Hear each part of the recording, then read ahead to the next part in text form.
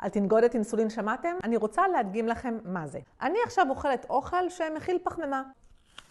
הפחמימה מתפרקת לחד סוכר, גלוקוז. זה התא שלי. על התא יש לי שער לסוכר וקולטן לאינסולין.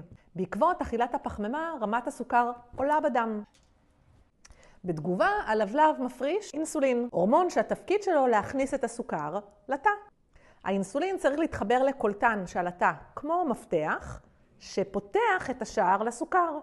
הסוכר נכנס לתא מהשער הזה כדי שישמש לאנרגיה. כשיש תנגודת לאינסולין, התא מפתח עמידות לאינסולין, השער נשאר סגור, והגלוקוז לא נכנס לתא ונשאר בזרם הדם. זה מוביל לטרום סוכרת, סוכרת סוג 2. זה לא אומר שלא צריך לאכול פחמימות, אלא צריך לעשות שינוי באורח החיים כדי לשפר את הרגישות לאינסולין ולהכניס את הגלוקוז למקום שאליו הוא שייך.